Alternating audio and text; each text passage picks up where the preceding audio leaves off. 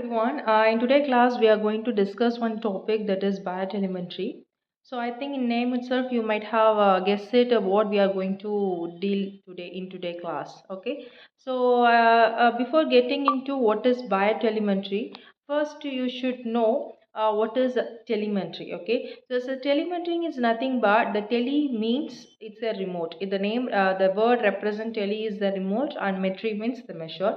Is the meaning is that you are doing measurement over certain distance, over a long distance or over remote areas. The well-known example for this telemetry, you could take a telephone. Okay, so what you are doing in telephone, you are communicating over a long distance. One person will be in one end, or other person will be in some other end over some distance, right? So since you are making communications from over remote areas, that particular concept is called telemetry.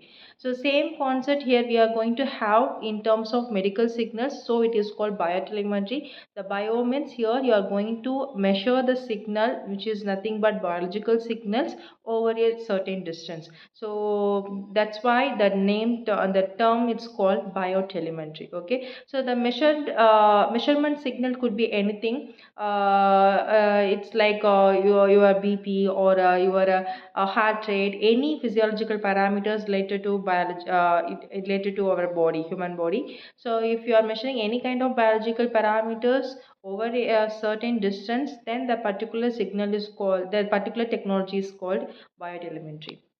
Okay, so what are the basic elements it's involved?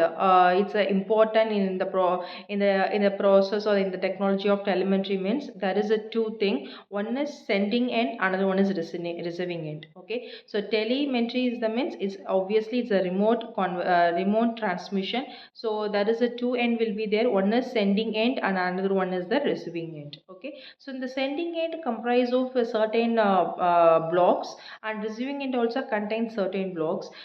In sending end we will have a direct connect with the patient, and receiving end will be the other end where the physicians or the doctors will monitor, or the well wishers or whoever maybe they can monitor the biological parameters of that particular person.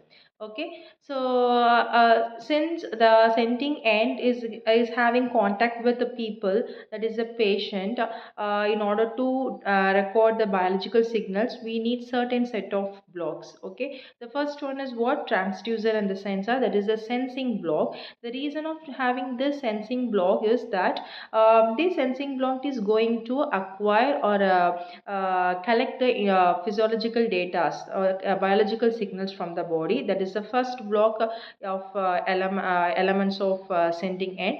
And the second block is once the signal is get acquired, it has to be processed. The signal has to be conditioned in such a way so that it can be processed in next step. Okay, so in that way you have to make the signal good enough in all aspects like amplitude, frequency, impedance matching, noise removal, everything we have to be like performed inside the signal conditioning block, so that the outcome of the signal conditioning block is like a good enriched signal. It's having proper matching with the other subsequent blocks. Okay, so once the signal is being conditioned, then we are transmitting the signal to the transmitter, and then from the transmitter the signal is getting transmitted to the other end, that is the receiving end. So the transmitting signal, it can transmit, okay, in either medium. One is wireless medium, another is or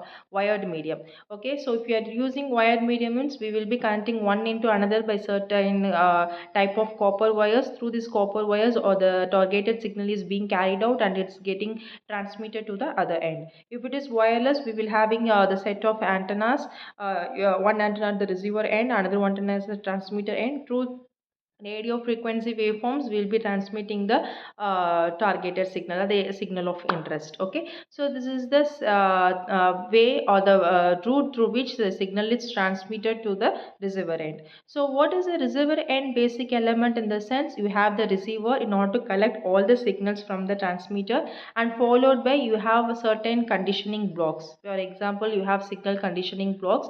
If you are doing any type of modulation, or if you have done any changes in order to increase the reach of the signal to or reach of the signal to the receiver, or to cover in order to cover the long distance of area to travel. We might have some modification or changes done in the transmitter end, that we have to be that we have to be do in reverse manner, so that the original raw signal we can get it back. So that process will be take over in the signal conditioner block 2. So that is present in the receiver end. So if we are doing a kind of modulation in signal conditioning 1, that in sending end, means we have to do demodulation in the receiver end. So like that, whatever things we have done in our signal of interest, that we have to retrieve back in our signal conditioning block in receiving end. And finally, we have the end device. The end device is nothing but it is the actual device will shows the output of what we are trying to visualize, or what we are trying to see as the output. So that is actually the end device will have that end device will do that function. So this is the overall the basic elements of telemetry. This how the each and every blocks the signal is carried out, and it's travel a certain distance and been reached to the other end.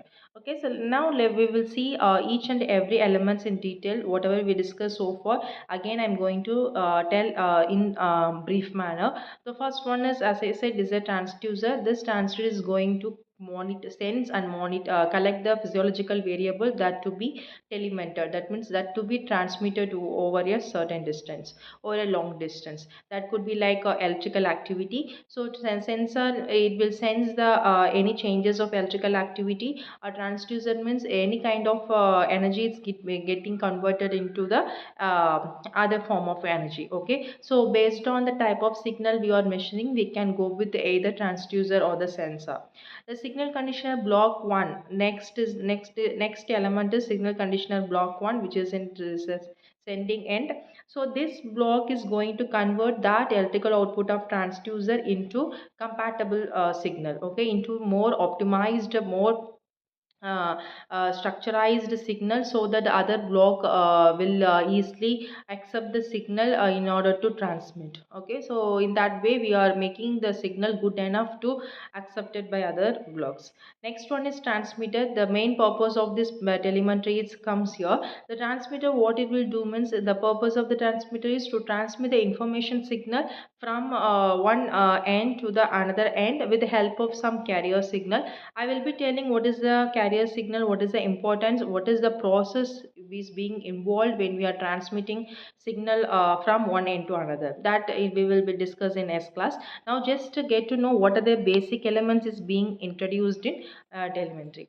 Okay, so next one is the transmitter. Okay, so as I said, the transmitter and the receiver is the hard component of this biotelemetry. So transmitter not only doing simply transmit the signal, there we have to do so many things. Okay, in order to transmit the signal, original signal over certain distant area, over certain distance, or over large or in order to cover a long distance, we have to do some modification in the input signals. Okay, what are that type of modification or possible in the sense, one is the modulation of carrier signal by information signal. Second, if there is a demand, you can do amplification.